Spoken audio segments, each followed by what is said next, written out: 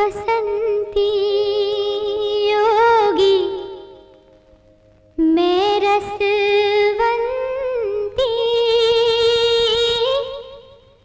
चले आओ जी योगी चले आओ जी।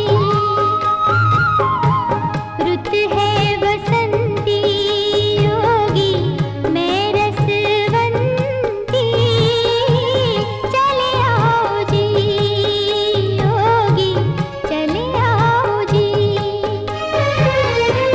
यौवन कुंवारा मेरा तुझको पुकारे योगी चले आओ जी योगी चले आओ जी। ओ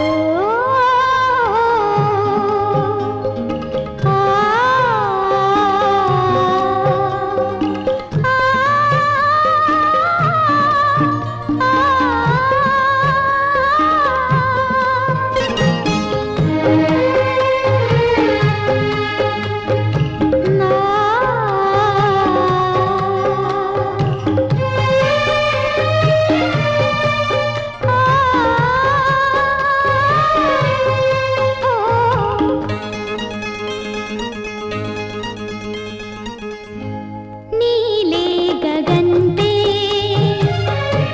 बदराह छाए,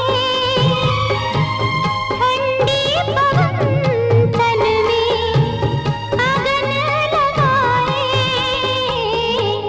पेड़ों से लिपटी कोमल लताएं, कलियों को चूमे भंवरे प्यार जताए, 16 सिंगार तेरे कारण सवारे योगी चले आओ जी योगी चले आओ जी। अजियो योगी जी महाराज, उधर नहीं इधर।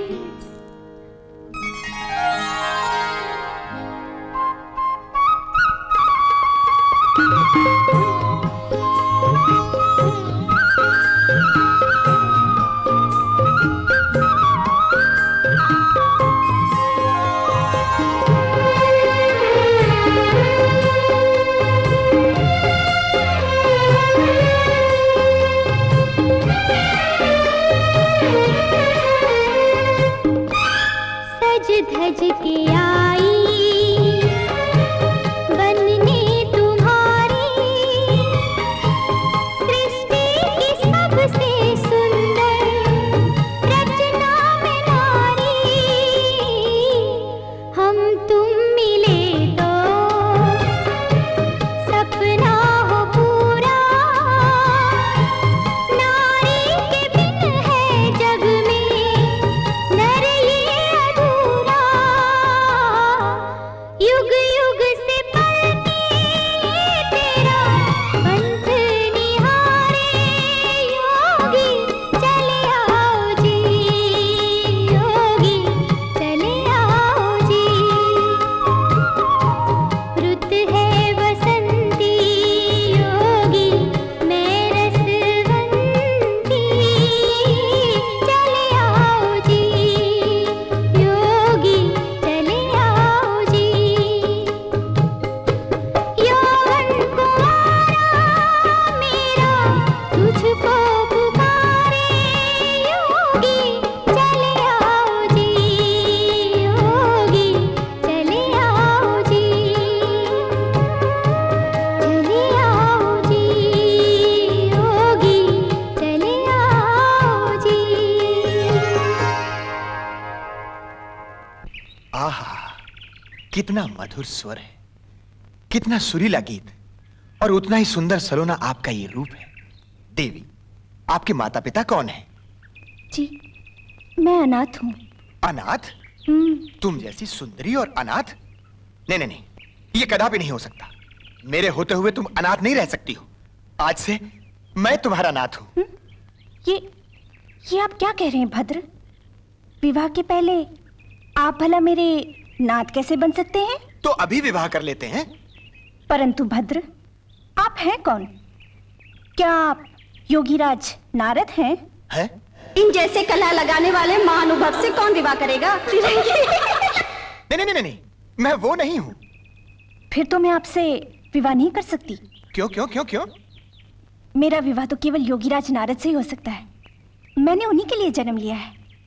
मैं तो उन्हीं को ढूंढ रही हूँ। ओहो, मुझे ढूंढ रही हो? आपको नहीं, मैं तो योगीराज नारद को ढूंढ रही हूँ। परंतु नारद मैं ही हूँ। अभी अभी तो आपने कहा कि आप वो नहीं हैं। नहीं नहीं नहीं नहीं नहीं, मैं तो तुम्हारे मन की इच्छा जानना चाहता था। वैसे मैं ही नारद हूँ, तुम्हारा योगीराज नारद। अब तो तुम मुझसे विवाह करोगी ना? नारायण नारायण। अरे मेरे मंजीरे कहाँ गए? मंजीरे? अब उनका क्या होगा? क्या आप विवाह के पश्चात भी मंजीरे बजाकर भजन गाते रहेंगे? नहीं नहीं नहीं नहीं नहीं, विवाह के पश्चात तो मैं तुम्हारे पास बैठकर केवल मीठी मीठी बातें किया करूंगा। वो तो ठीक है, परंतु विवाह का आयोजन कौन करेगा? मैं तो अनाथ हूँ। इसमें आयोजन की क्या आवश्यकता है? जल, थल, आकाश, वायु, सर्वत्र भगवान विराजमान है। मैं भगवान को साक्षी रखकर तुम्हारा पानी ग्रहण करता हूँ। अधर्म, घोर अधर्म, अति घोर अधर्म। एक पुरुष और एक कन्याकुमारी इस एकांत में बलिहारी बलिहारी। ये आप क्या कह रहे हैं महाराज? ये कन्याकुमारी नहीं है, ये मेरी धर्मपत्नी है। हमारा गंधर्व विवाह हो चुका है। गंधर्व विवाह? मेरे रहते गंधर्व विवाह की क्या आवश्यकता है? तुम दोनों को अग्नि और ब्राह्मण को साक्षी रखकर विधि पूर्वक विवाह करना पड़ेगा। शास्त्रों में यही लिखा है। शास्त्र में लिखा है? अरे छोड़ो शास्त्र वास्त्र की बातें। जाओ महाराज, जाओ अपना काम करो। शास्त्र में लिखा है? कदापि नहीं। तुम दोनों का शास्त्रोक्त विधि पूर्वक विवाह कराए बिना मैं यहाँ से नहीं जाऊंगा। तो आप यहाँ बिराजिए, हम जाते हैं। चल नारदी। सुनिए, जब शास्त्र की बात है तो ब्राह्मण महाराज की बात मान लीजिए ना। नहीं नारदी, इसकी कोई आवश्यकता नहीं। क्या कहा? आवश्यकता नहीं? आवश्यकता है या नहीं ये तो शास्त्रार्थ करने पर ही पता चलेगा। तुम दोनों को मेरे साथ शास्त्रार्थ करना ही पड़ेगा। शास्त्रार्थ करना पड़ेगा? हाँ। नहीं नहीं महाराज, उसमें तो बड़ा समय लगेगा। आपकी जो इच्छा हो कीजिए, परंतु ये शास्त्रार्थ मत कीजिए। ठीक है, तो चलो मेरे साथ। चलिए। कहाँ फंस गए?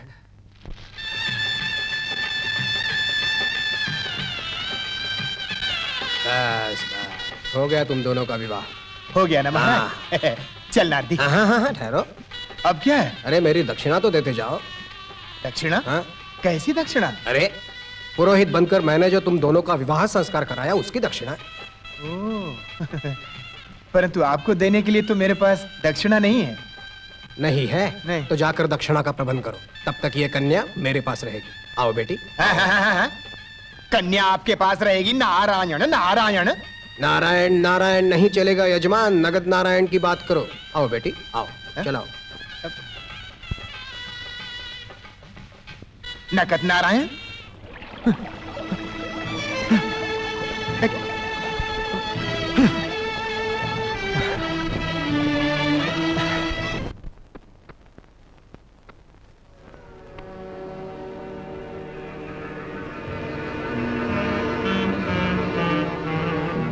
क्यों यजमान, मेरी दक्षिणा ले आए?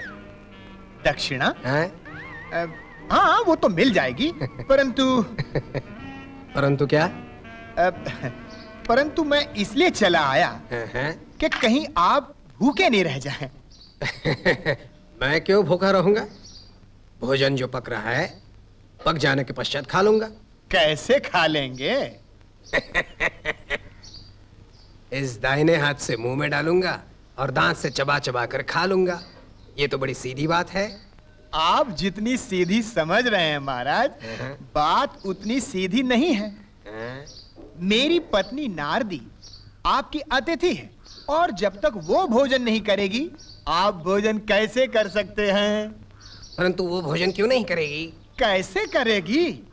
मैं उसका पति हूं, और भारतीय नारी जब तक उसका पति भोजन न करे वो स्वयं भोजन कैसे कर सकती है?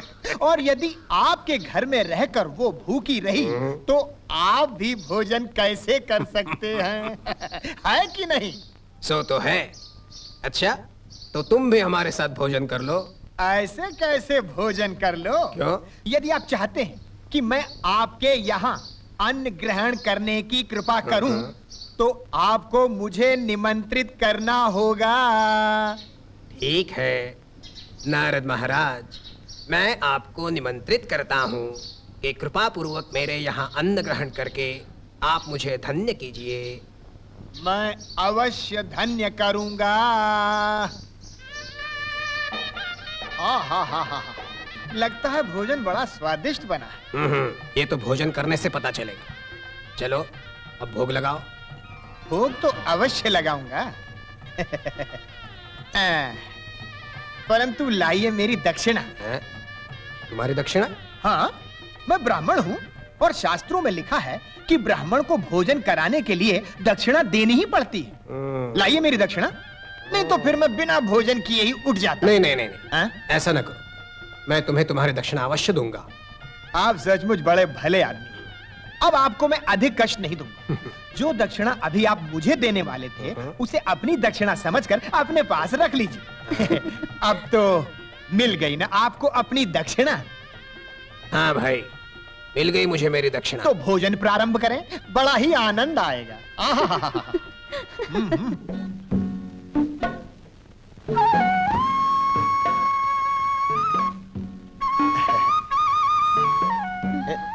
आओ नारदी।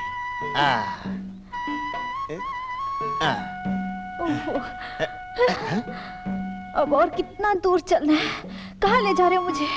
वही जहाँ धरती पर हरे हरे घास का बिछौना बिछा है, जहाँ फूलों की सुगंध से सुवासित पवन बहता है, जहाँ नदी की तरंगों में संगीत गूंजता है। वहाँ आपका घर है? घर? घर तो नहीं है। घर नहीं? हाँ। तो फिर हम रहेंगे कहाँ? कहाँ रहेंगे? कहाँ रहेंगे? हाँ, मिल गया। क्या मिल गया? कंदरा।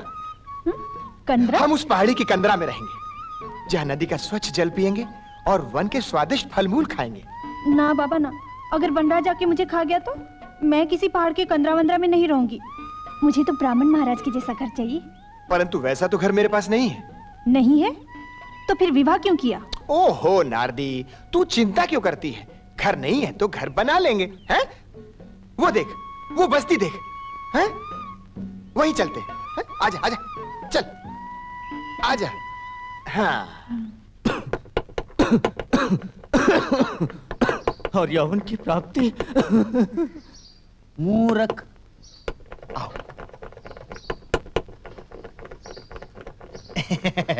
सुनिए वैद्यराज। सुन रहा हूँ। ये गांव तो बहुत सुंदर है ना? हाँ है। इस गांव के लोग भी अच्छे होंगे? कहते हैं। ये मेरी पत्नी है। ठीक है। हम लोग इस गांव में कुटिया बनाकर रहना चाहते हैं, परंतु समझ में नहीं आता कि कहाँ बनाएं। एक काम करो जी। अपनी कुटिया मेरे सर पे बना लो।